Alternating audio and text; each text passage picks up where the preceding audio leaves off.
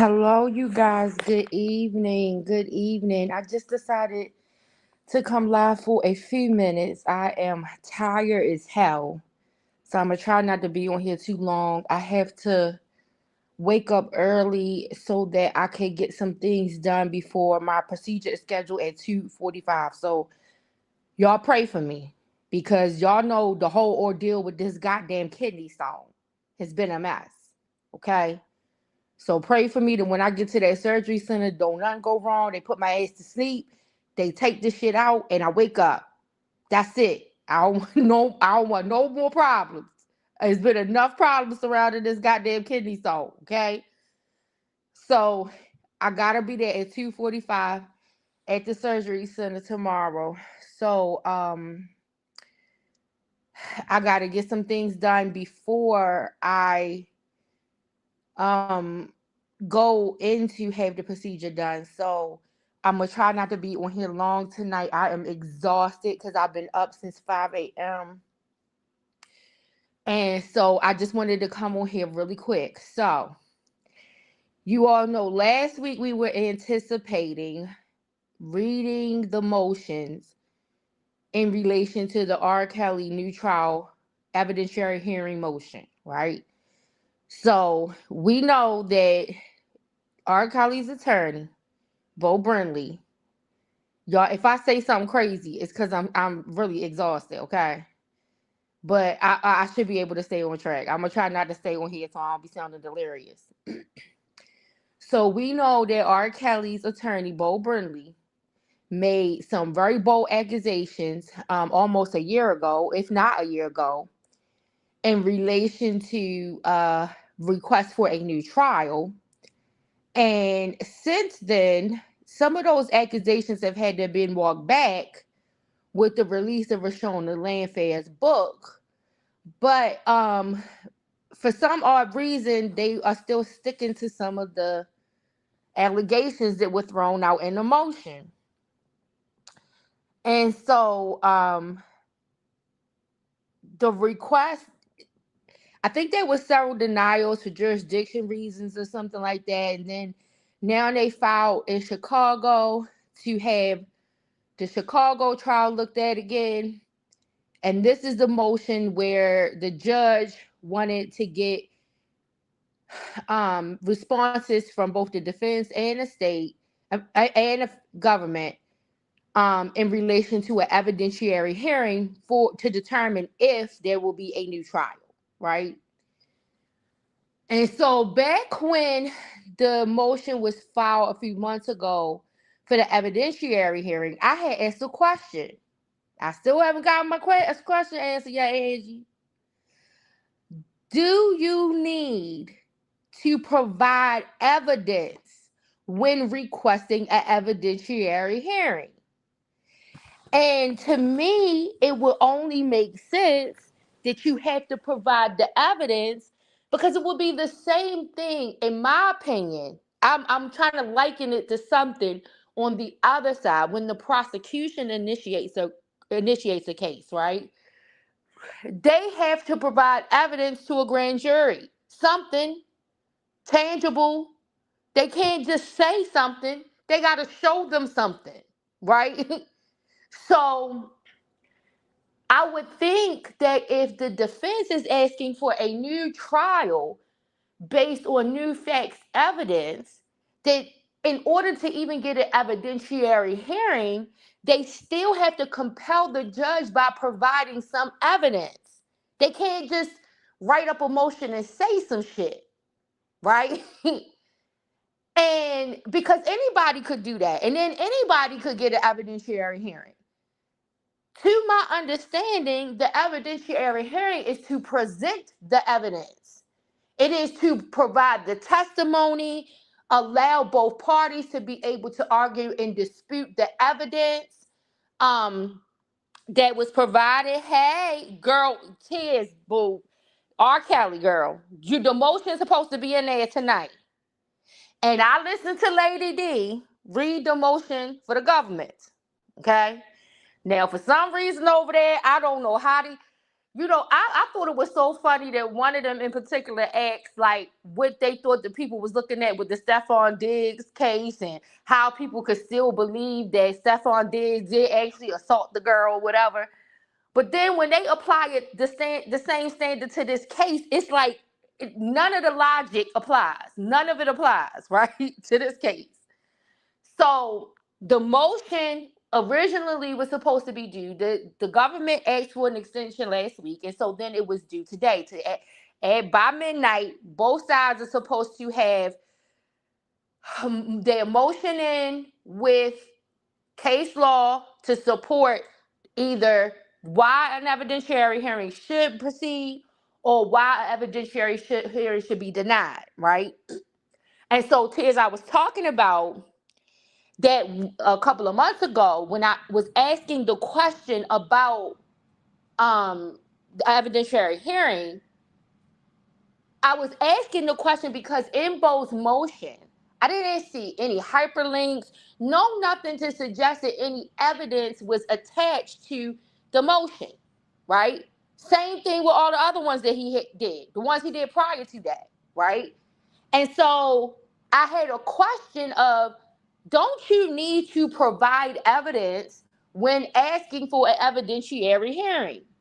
You can't just submit a motion, a motionless motion, a motion that don't got shit in motion. No, it's not moving. It's not doing nothing. It's just words. You're just saying some shit. You're submitting something. You're making a whole lot of allegations, and you don't have any tangible evidence to support it. And in my mind, I was trying to think of it like when the prosecutors go and they want to get an indictment. They can't just walk into a grand jury and say, for instance, let's take the David trial. They can't just walk into a grand jury and say, David killed her, and this is how he did it, and this is a blah, blah, blah, blah, blah, blah, blah. They can't make all of these allegations without showing something. In order for them to get an indictment, if they walk into a grand jury and just say that to a grand jury, and they don't provide anything tangible, some pieces of evidence to support what they are saying, more than likely, there's going to be no indictment. If they walk into the preliminary hearing on whenever the preliminary hearing gets held, you said you would think you need the evidence to prove the reason. Exactly, T is right. And that's what I was asking from a couple of months ago when they went back in with this motion. After all of the motions that he failed to submit, right, didn't meet the deadlines, then they would submit a motion in order to get some additional time after the deadline. And finally, the judge telling him, you no longer are going to be able to go past the deadline. I'm not going to review any more motions that are submitted past the deadline. Then he submits this last motion, and it is no evidence. There's no evidence attached to it. Just a whole bunch of statements that he's making, proclamations, allegations that he's making. No evidence, no hyperlinks or anything to suggest to us that something was attached to this to show the judge why he is requesting this. And so my question at that time was, don't we need to see some evidence with this motion if you're asking for an evidentiary hearing? Now, some people seem to believe that no, that gets presented during the evidentiary hearing. Well, what would be the fucking purpose of even asking for an evidentiary hearing if you did not present the evidence to prove that one was warranted and needed? It's the same to me if the defense is asking for a new trial, right? And they're basing it on new facts, evidence. In my head, and I could be wrong, but it is almost the reverse of what the prosecutors would be asking when they're asking for charges to be brought and for a defendant to be indicted. So you have to lay the foundation for why an evidentiary hearing should be held.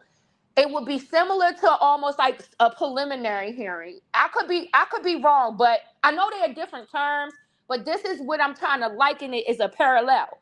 So it will be similar to a preliminary hearing where you're going to give the judge the evidence that you say that you have. The judge is going to determine whether this evidence is worthy of an evidentiary hearing. so that they can get more testimony, more information, the background in relation to this evidence that you're presenting, and to determine if there should be a new trial, right? To me, that's how I understand the process should be followed. But none of that was submitted. And it was defended why that wasn't submitted. And I wasn't buying the defense for that. But I was like, I could be wrong because I don't know. I'm just guessing. I don't know, right? So tonight, I listened to Lady D read the state's response. Bo Brindley has not yet, as of now, to my knowledge, has submitted his brief. But the government gave a response. And just like any other time the government responds to something, the opposite side never wants to give the government their just due. It's all they never can see that the government is making a solid case, right? So I didn't expect to hear that. I didn't expect to hear that they thought that the government responded well. But there was a part in there where Lady D was reading the brief, the response from the government, and she stumbled a little bit. And this is telling. What she did was telling tonight, okay? And this is why I had to come and talk to y'all about it. So there is a portion in there where it is discussing Mondi or Mold, whatever the hell that man name is, who is lying, saying that the people told him to take R. Kelly paperwork. Because at this point, it's a lie. And I'm about to tell you why it's a lie. Some of us already felt like it was a lie, but now we know it's a lie. For many reasons, I know it's a lie, right? But we're going to tell you how through this brief, and we know it's a lie. Through this brief, we know that this is a lie because it came to a part in the government's response where they say that an unsworn affidavit was submitted. When Lady D read unsworn affidavit, she had to double back like the Doublemint twins and read it again. Because she couldn't believe what the hell she was reading. And she was right. Her instinct was right. Now, she tried to cover it up. She sat over there and she said, I'm not going to make too much of this. She got distracted by the statement, y'all. And she admits that she got distracted by the statement. But in the government brief, it says that the defense submitted an unsworn affidavit by this man. So that was the first thing. That was the first thing that was telling in the brief. So then Lady D continues to read the response from the government. And she is confused. And she is verbally voicing that she is confused. And she is saying, I'm confused. Because I know I followed this case, but it sounds like they talking about Jane Damn Doe in New York.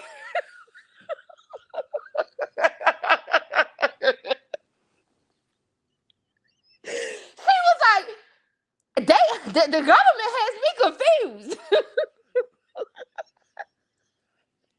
Because it sounds like to me like they responded to Jane Doe in New York. And all I could do was lay here ready to pass out, die from laughter, and say, bingo, Lady D, you are absolutely right.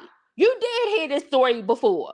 And you heard this same storytelling right before. And that's the problem with this whole fucking motion. Is that all they have done is try to revamp a story that they tried to sell previously and tried to twist the plot around to include Jane Doe Chicago now. And that's why you're confused. You are confused because this same storyline was pitched with Jane Doe, New York, and now they are trying to sell the same bullshit story on Jane Doe in Chicago. It is not the prosecution that is confusing you. It's not the government. This is what the defense is doing to confuse you. Hey, Ty, how you doing, boo? Like, she is notably announcing that she is confused. But then at the end, there's confusion is still there because she is like, well, now, because you after she talked about the unsworn affidavit, you could tell she was really fucked up and discombobulated. Like, she couldn't believe that whatever statement that the defense claimed that they got from this guy Mondi or whoever the hell he is, she couldn't believe that it wasn't a sworn affidavit, that it was an unsworn one. But she was trying not to give it away so bad that it was distracting her, right? So not only was that a dead toe giveaway, but still in the end, she is confused and tries to redeem the situation because she says, well, now that I'm looking at this and how the government has me confused, I think our boy Bo, he was smart. He was smart to wait for the government to submit their brief so that he could come down and come back and hit all the points, all the whipping points. It ain't no fucking point. That's the point that the government is making. He doesn't have any points. There is no evidence that was submitted. Now, he got to the strike of 12 tonight because that judge said they ain't taking nothing late no more.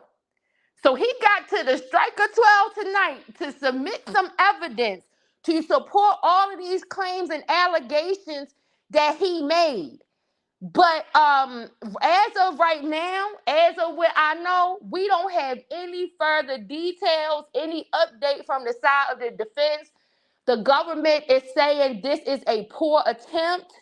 They want us, basically the government is saying they acting like they want us to do the investigation for them.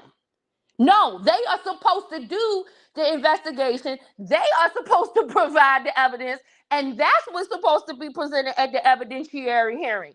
Not that they want us to have an evidentiary hearing so that then we have to lay out some evidence for them to show them what we did wrong, right?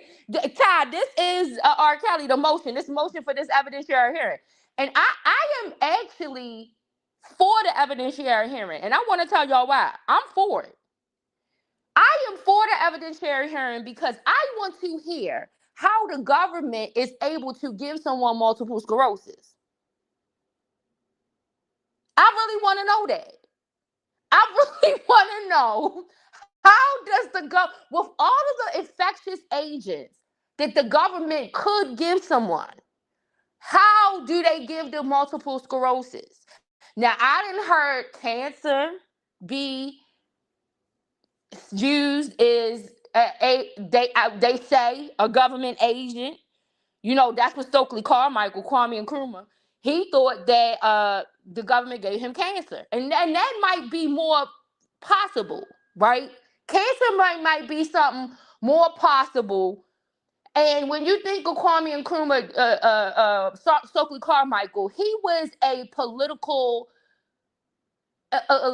black political figure, powerful figure of his time. So you could see maybe the government doing something like that. They were doing all types of things. It was suggested that the government used something on Stokely Carmichael because after the fallout that happened with how they went after MLK and Martin Luther King, that they didn't want to have another disruption of that magnitude. So they wanted to make it look kind of like natural that it happened. I don't know. That's something that they threw out there, but Stokely Carmichael believed them people gave him cancer. Okay. And there was a lot of people who believed with Stokely Carmichael that them people gave him cancer. But I really want to know, how does the government give someone multiple sclerosis? And I want the defense to explain this. Now, I don't know if that's the angle, but I know that that's something that's been stated out here, right? And I know that that motion sound like a whole bunch of shit we done heard stated out here. Right? So it makes me skeptical about who put this shit together. Who really put this motion together, right? And to suggest that there was some kind of threat, that's the only threat I didn't heard floated. Is that Rashona's father was given some kind of something that killed him. And that's what compelled her to testify. Now, the government laid out in this brief with the dates that Rashona began to um, cooperate. They laid out the time frame that she went to the grand jury, and they showed that that was outside of this time frame that Modi or Mondi, whatever his name is, supposedly would have stolen this stuff out of the cell because R. Kelly wasn't even incarcerated at that time. Right? So all of this is just like a whole bunch of vomit. Like the whole, it's just a whole bunch of vomit, right? And I will be shocked if Bo Brinley submits anything before midnight. I really will. But I'm not against it because I want to hear this. I want to hear this in a court on the record. Like, I want it to stop being floated out here on YouTube land. Like, this is Nick at Night, right? And I want to hear this on court, on the record, what these claims are. Because for some reason, I think a lot of people think that this is a playground. Like, that court system is a playground for them to play in. I don't know what this is about. I really don't. But I really want to hear this on the record in court. If any of these allegations are true, I'll be the first to admit that I'm wrong. I will say that I am absolutely shocked. And like I said, at the end of the day, it's of no consequence to me. So I'm okay with it. But I just want to hear this on the record because I think it's been floated too long out here for people to get their hopes up about something that has no factual basis. This stuff don't have no factual basis. And for once, I think we are going to be able to determine or see if there is factual basis. Because if it's factual basis, why not give the facts to get the evidentiary hearing so that you can present them in the evidentiary hearing in order to let the public see? It's no need to keep talking about it in the court of public opinion. Let's discuss this in the court of law, where it's a consequence for putting this type of shit on the record. That's why I don't think it's going to be put on the record. Because the people who got to put it on the record know it can be a consequence for putting this type of shit on the record. So, hey, I'm waiting. I am actually for an evidentiary hearing. Let me see what you guys are saying. You said, why don't that nigga just sit down and do his time and just stop it? Listen, that is a hard thing to do. But look, this is the thing, Ty. I could see if there were ethical within the guideline things being done. Like the things I think that J-Bo was trying was within were things that were not going to have her listed as a defendant in a case, right?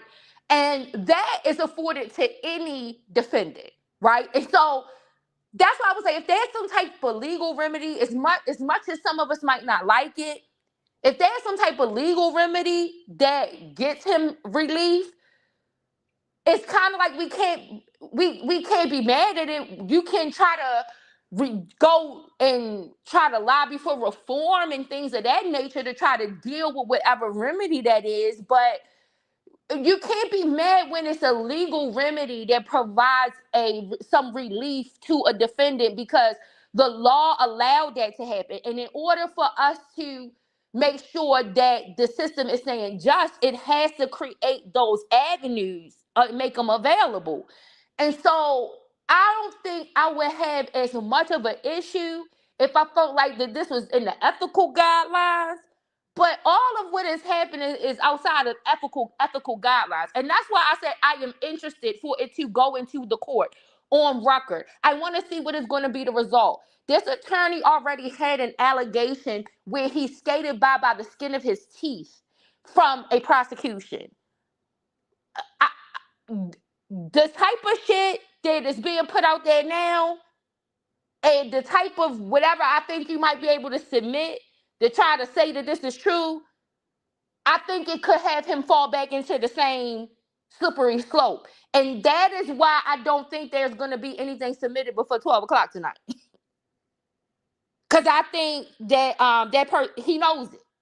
He knows that he could be taking himself back down the slippery slope of facing being a defendant in another prosecution for what they are attempting to pull. Let me see what you guys are saying. You said you would think you need. Okay, I got that. Hey Michelle. You said, hey, I'm late. What's going on? Hopefully you got caught up now. I was talking about the motion. The government submitted their brief for the request for a evidentiary hearing on the new facts evidence supposedly this was submit that the defense has in the R. Kelly case, in the Chicago case. And so I was coming on because I listened to Lady D read the brief from the government. So far, we have nothing from the defense. They have until midnight in order to submit, so we'll see. You said somebody, Flower Lady, working with Fallow. Well, you said they pulled up on her to get her to testify. To get who to testify? This probably one of Flower ideas. You said anytime she comes out on people channels starting mess, she is up to something. Then she get a dumb motion request. You said sorry, we being bad in your chat. You said, hey, I'm late, Millie. You said, hey, I'm late. The Craig, you said tears. I thought they was the Craig baby. I don't listen, y'all. Y'all know I stick on the content. I do. Y'all can, yeah, I know how y'all do, but I stick on the content. I'm just saying, I don't think none of this was a good idea for none of the parties involved.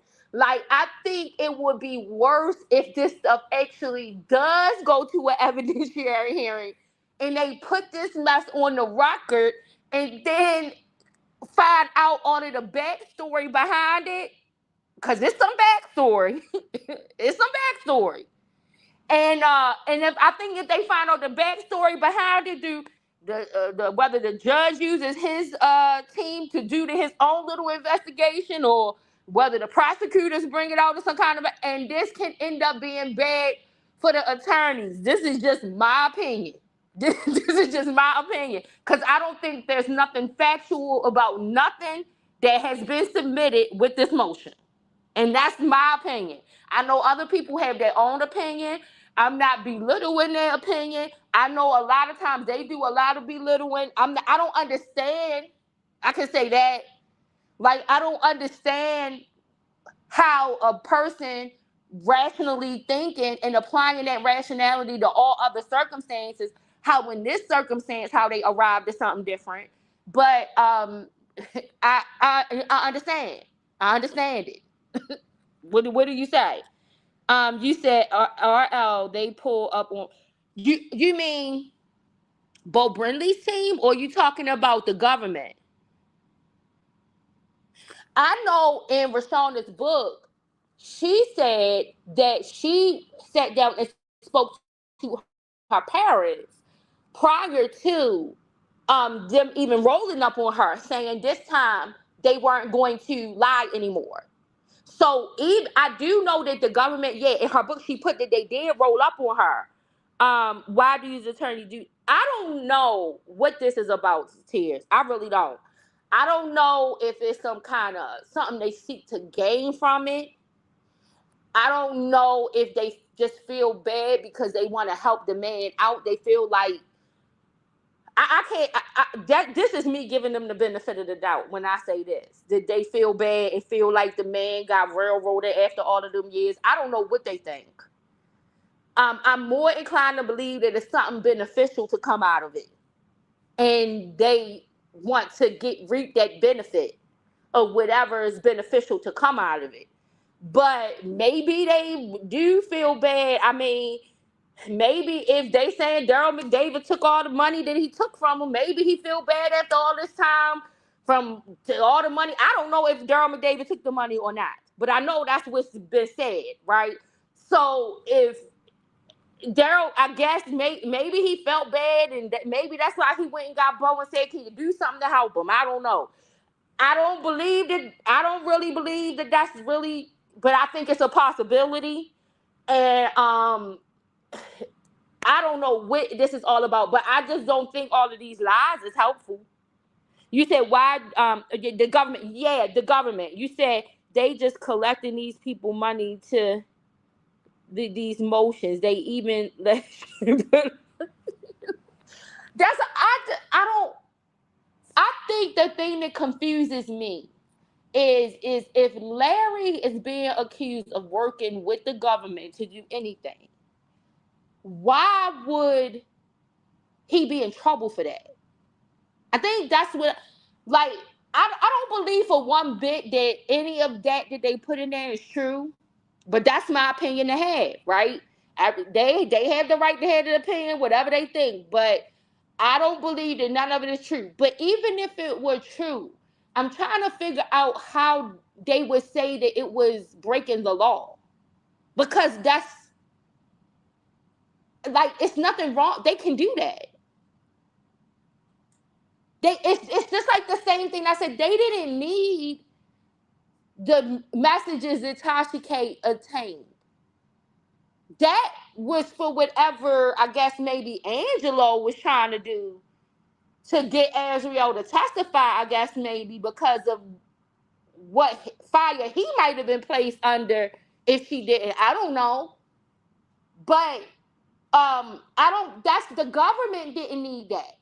And in this brief, that is essentially what the government is responding and saying. They are saying even if Mondi did go into R. Kelly's cell and take some communications, attorney-client privilege communications from him and hand them over to somebody, where in his statement is he saying that the prosecution told him to do this? There's nothing in his unsworn. Now get it. Now listen to what I'm saying. Unsworn. And Lady D caught it. It had her blown. It was messing up her high for a second. She couldn't get herself. She says, wait a minute, something's distracting me. Because she saw the emphasis on unsworn statement. So the government responded and said, there's nothing in his unsworn statement that states that the prosecutors directed him to do this, and there's nothing in the statement saying that he gave anything to the prosecutors. So what does this have to do with the prosecution of R. Kelly? Like that, it's but like I said, the other side is never going to admit or look at it in a realistic way and say, okay, what's wrong here? What's wrong? These are the allegations you made. Now, how come we got an unsworn statement? We don't have any statement saying how this information was transferred to the prosecution, how this information was directed to be obtained by the prosecution. Like, the government is saying these are all of the things you need in order to say that this is worthy, this is new facts evidence and worthy of being examined in the evidentiary hearing to determine if it's going to be a new trial. And these things are missing. Where is your proof that those things took place? All you have is an unsworn statement from a potential inmate. And that's all I'm going to say. A potential inmate. Because like I said, it's a backstory. It's a backstory to this man. So I don't know. This is weird. It's weird.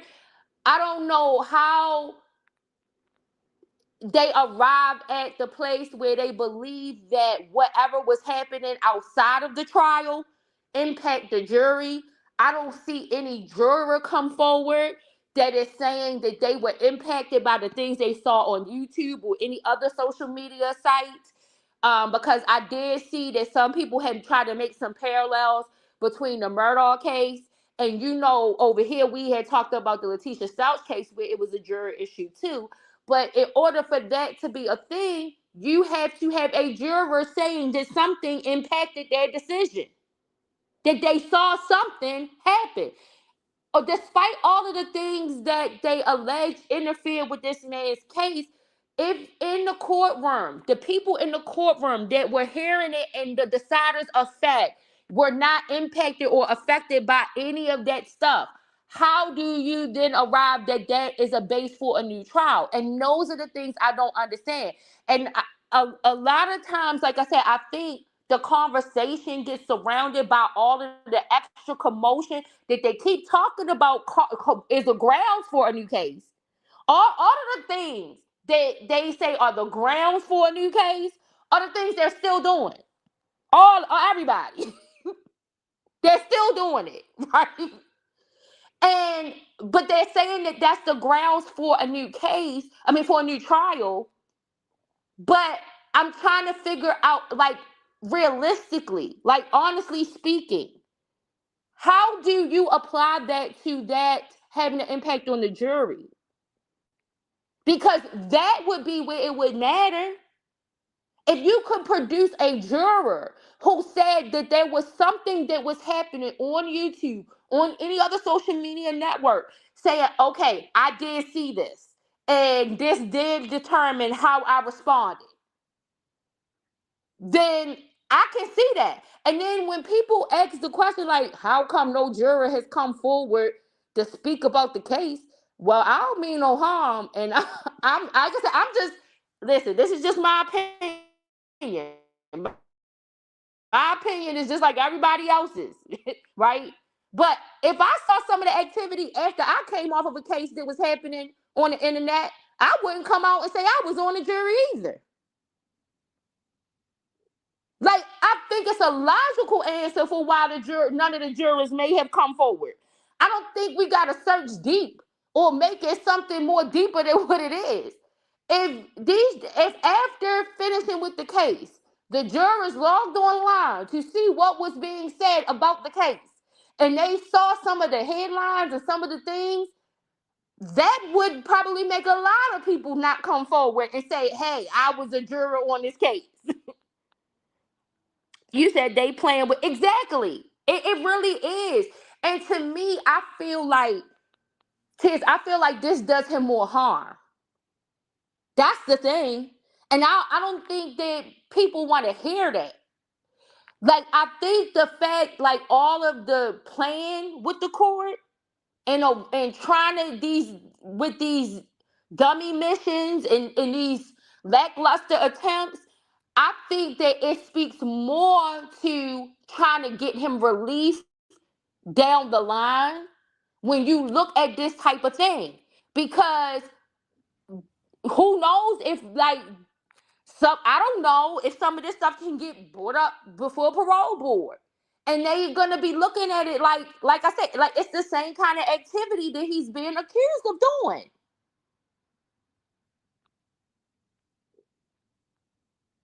And as much as sometimes people want to detach him from these decisions, you can't.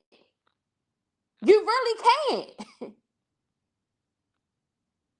So I think that it hurts any potential that he might have for some relief down the line, by especially coming up with these type of allegations to this magnitude.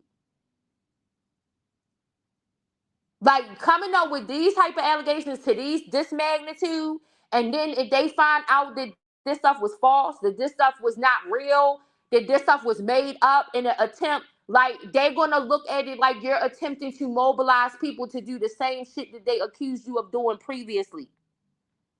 I don't think it looks no good. And then for those people who do like, because I know a lot of people have their opinions about all of the moving parts in the machine that's moving all of this. But then you do have people in that still support him, and I can't help but to still feel like some kind of um empathy for them in a way, because it reminds me of like elderly people who are being taken advantage of by these scammers. My God. I probably should not be having this conversation. You said it looks, yes it does.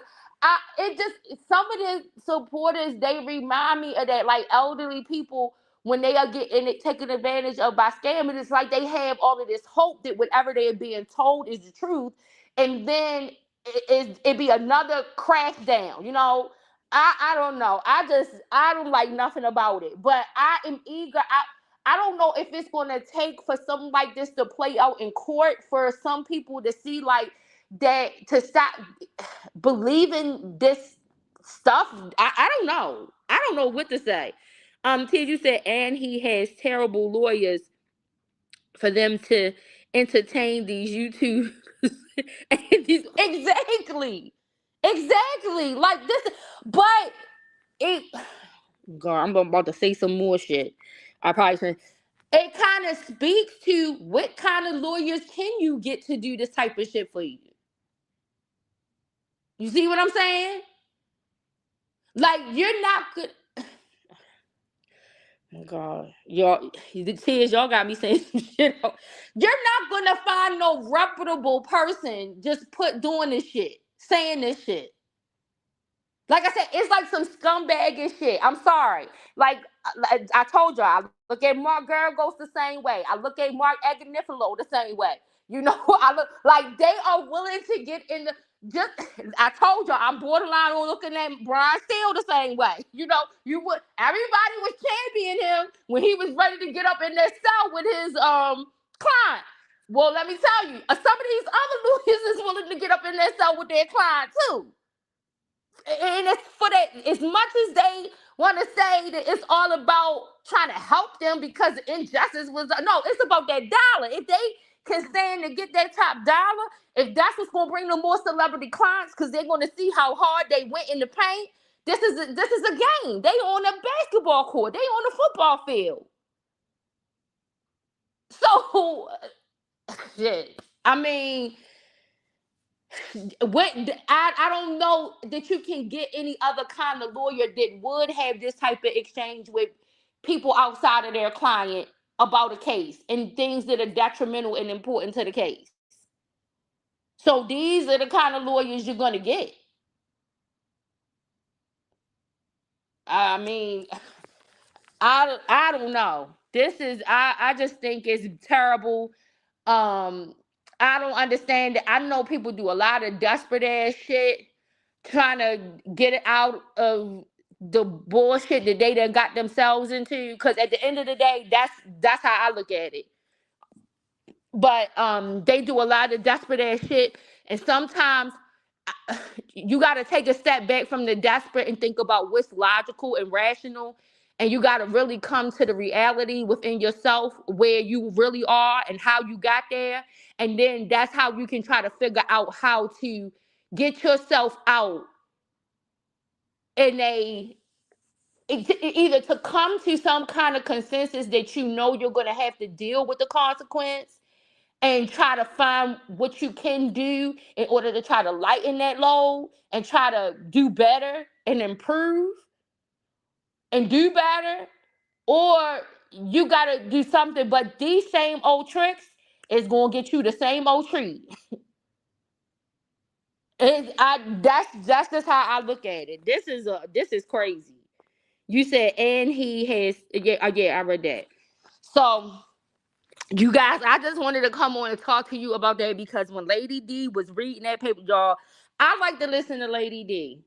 Oh, out of all of them, because I think Lady D, she has her opinions, but she does read the document, and she reads them so that you can at least hear like what is being said. And she doesn't have all the extra drama.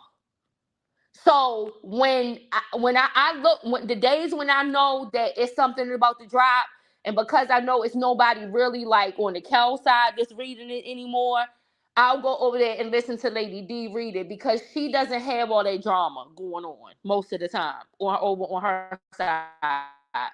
And so I'll go over there and listen to her, and I'm like, Lord, Lady D is gonna have a heart attack. Cause I mean, sometimes she done got so upset over things like she is going ahead. And I think Lady D is just so cute, y'all. I do. I really do. But and like I said, I know she has her opinions or whatever, but she tries to stay away from all of the extraness and all of the drama. So that I go over there and listen to her read. So I went over there and listened to her read tonight. And my God, Lady D was like blown when she read that part, unsworn affidavit. Unsworn. And then when she said that this whole, she thinks that the government got the New York case mixed up with the Chicago case. And she was like, I know I followed this case, and it sounds like they write this thing for Jane Doe number 5 in New York.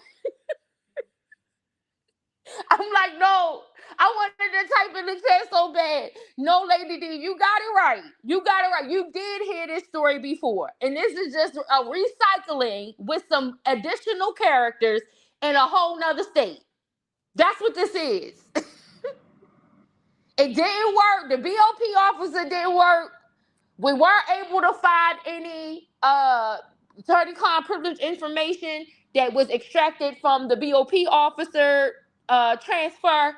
So they just refurbished it and found Mondi or Modi or whatever the fuck his name is. And now they got Modi saying that he didn't took the communication. Ain't nobody tell him to do it. Don't know where it ended up at, but he went in the cell and took the attorney-client privilege information and passed it right on along. Don't got no information about who and what told him to do it and when they told him to deliver it. Nothing. And that is what the government is alleging. And so now we gotta wait, see if Mr. Brindley at the end of the night surprises us all. And he will wait until 11:59 p.m. to press the button. Surprised if no button gets pressed because this is going on the record. And I think they were told in that in-person hearing that they had that there needed to be, I guess, a case law supporting. And I'm pretty sure that he needed to provide the actual evidence that he's suggesting, and that needs to be entered. And it needs to be entered because guess what? Now it's on the record. Now you are stating that these are facts. You are presenting these as facts. And like I said, he stated a prosecution. Well, he was prosecuted. He was found not guilty, but it was by the skin of his teeth that he got out of that situation. And the question and the allegation in that case was he coaching witnesses to testify, or was he coaching witnesses to test a lie? Right? That was the question. And the thing that got him out off the hook is that he was a representative of shady clients who did shady ass shit too, and so they were able to poke holes in their testimony, and that's what got him off the hook in that case. And so right now, I think we are seeing the same question. This is my opinion. This is just my opinion. Everybody's entitled to have theirs. I am not making a judge or nobody with my opinion, but this is just my opinion of what I see and what I see going on. And I think we are at a situation where we have to ask ourselves the same question about Mr. Brindley once again. Are you coaching these witnesses to testify in the evidentiary hearing, or are you testing a lie? Are you testing the lie to see if it's going to work? I think that's the question that we are left with here tonight. You said, Tish, you said, and I read that one. So, okay, you guys, let me try to get myself to sleep because, like I said, I gotta be up early again tomorrow. I have to go in and then have this kidney stone removed at 2:45. I probably won't get home till like after around 5 or 6. If I'm not too drowsy, depending on if I'm able to get caught up on a couple of things, I'll come back and talk to you guys tomorrow. That's what I labeled this part 1, because I want to see if Beau Brindley is going to respond. So if he responds, then I may come and talk to you guys about that tomorrow, because that'll be something quick for me to do and not have to put too much effort into listening to a lot of details. But like I said, I am working on some projects this week, because I got a new project I'm working on. So I'm working on some deadlines with that project. So that's why I haven't been able to come on as much. I just got back in town Monday. And then I had to immediately start working it because of this project. So I might not be able to come. Well, tomorrow I might be able to come on, because like I said, I'll be trying to recover from that anesthesia from having that kidney stone removed. So if we get a response, a brief from Beau Brindley in relation to the request for the evidentiary hearing tomorrow, once the anesthesia wears off and I'm able to talk to you guys coherently and listen to it coherently, then I may come back on and talk to you guys about that. And then I will try to get caught up on all other things, because I did see some Duggar updates. I did see some Luigi Mangione stuff come out this week. And it was some other things, some stuff about the ballroom. I wanted to talk to y'all about what Trump is doing over at the Lincoln Memorial, all of that kind of stuff. So I've got to get caught up on that, but I just need time to get caught up on it. So hopefully by the time this weekend is out, I'll have a little bit of downtime and I can try to get caught, so I can try to get back to my morning minutes and my lunchtime lives. Listen, you all have a great night, sleep well, and make sure y'all eat your breakfast in the morning, okay? Make sure when y'all wake up, y'all eat your breakfast, drink your tea, and I will talk to you guys soon. Have a good night.